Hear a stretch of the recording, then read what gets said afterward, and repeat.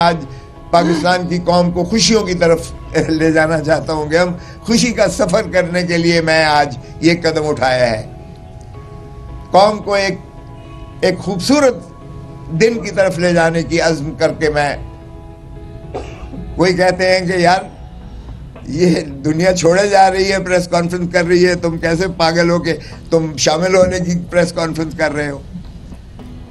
ऐसा पागल मैं समझ कर जानबूझ के कर रहा हूं। अगर पाकिस्तान को धरती मां की खिदमत करने में पागलपन है तो हां, मैं पागल हूं। अगर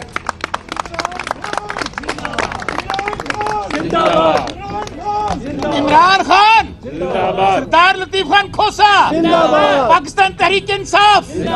मां है रियासत, मां है भाई। रियासत से इंसान, पाकिस्तान की अवाम या कोई दुनिया की अवाम अपनी रियासत क्या तवक्को करती है? जान और माल की हिफाजत की जो है पनाह मांगती है, चादर और चार दीवारी का जो है तहफ़्फ़ुज़ मांगती है। आज न चादर और चार दीवारी का तहफ़्फ़ुज़ है, न जान और माल की तहफ़्फ़ुज़ है। मेरे घर पर फायरिंग होती है, मेरे बेटे पे गोली मारी जाती है, मुझे लिफ्ट में 1 घंटा जो है वो सैर कराई जाती है। नफरतों को दफन करके एक सफर का आगाज के लिए मैं दावत देता हूं और मैं समझता हूं पाकिस्तान इन्हीं खुशियों का मुतहम्मिल है, इन्हीं चीजों का मुतकादी है। 25 करोड़ अवाम हमारे, क्या खूबसूरत अल्लाह ताला ने हमें पाकिस्तान की शक्ल में एक खित्ता दिया है।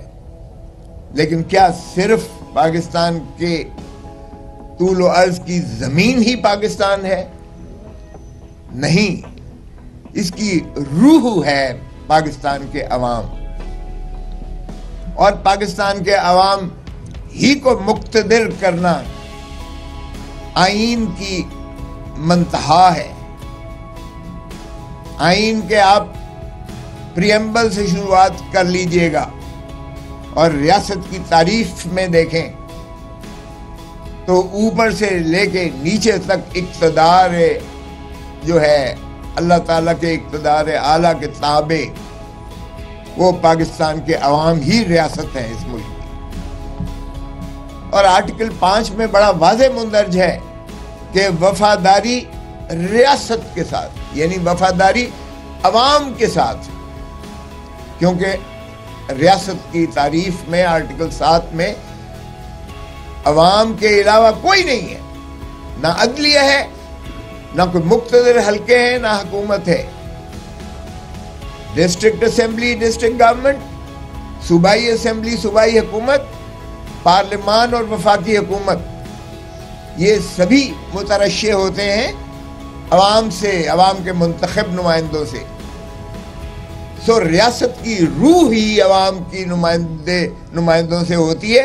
और आर्टिकल 5 में वफादारी सिर्फ रियासत की है, यानी अवाम की है, और ताबेदारी आईन की है, कानून की पासदारी, जिसमें किसी और का दखल अमल नहीं है। और ये लिखा गया, is the inviolable obligation of every citizen of Pakistan, loyalty to the state and obedience to the constitution is the inviolable obligation of every citizen of Pakistan। वो आर्मी चीफ हो, वो चीफ जस्टिस ऑफ पाकिस्तान हो, वो prime minister हो, वो सदर पाकिस्तान हो, या कोई भी अकाबरीन में से हो या नीचे एक मजदूर हो, किसान हो, दहकान हो, तो तय हो गया। और यही चीज कायदे आज़म मोहम्मद अली जिन्ना ने 1948 में ब्यूरोक्रेसी को तकरीर करते हुए फरमाया कि देखो हुकूमतें आती जाती रहेंगी, तुमने अवाम की वफादारी करनी है, क्योंकि तुम्हें अवाम के टैक्स से तनख्वाह दी जाती है। सो ये जो बुनियाद पाकिस्तान की थी, अल्लाह ताला की हाकमियत आला के बाद पाकिस्तान की अवाम को मुक्तदर किया गया है, और अवाम उन्हीं खुशियों के मुतकाज़ी हैं जो आज मैं समझता हूँ हमें कुछ धुंधलाई हुई नजर आ रही हैं। लेकिन मैं पुरुमीद हूँ कि ये नफरतों की सियासत खत्म होगी। میں نے آج تک جو کیا ہے آپ دیکھ لیں 5 دہائی کی میرے سفر میں نے عبادت سمجھ کے، وکالت بھی عبادت سمجھ کے کی ہے، سیاست بھی عبادت سمجھ کے کی ہے.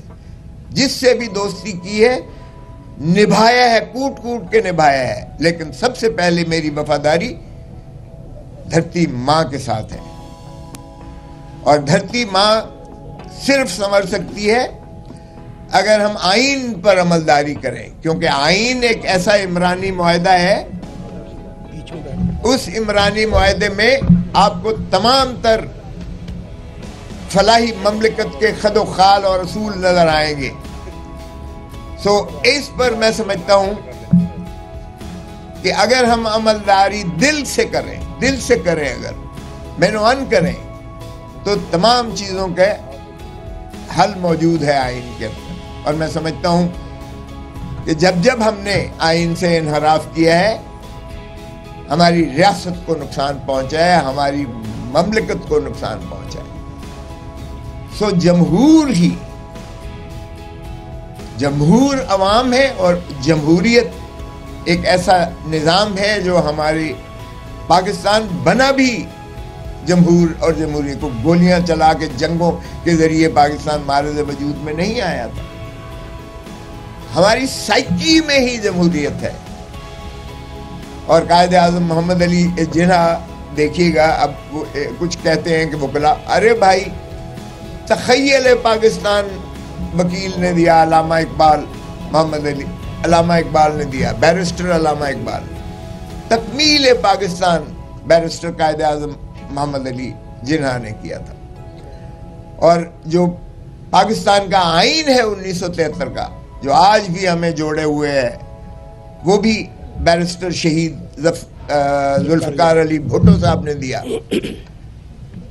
تو آج بھی جب اس پر یلغار ہوئی اور چیف جسٹس کو بالوں سے پکڑ کر ایک وہ عامر جو مکے دکھاتا تھا اس نے اسے معزول کیا افتخار محمد چودھری کو، تو بھی ہراول دستے کے طور پر وکیل نکلا تھا. اور سب سے پہلے خون میرے ماتھے پر جو لاٹھیاں برسائی گئی تھی مال روڈ پر، ساری پاکستان کی قوم دنیا ساری نے دیکھا تھا. وہاں سے ایک شروعات ہوئی، جو وکلا برادری بھی اٹھی اور پھر سیاسی جماعتیں بھی آئیں اور پبلک نے لبیک کہا اور دنیا نے مانا.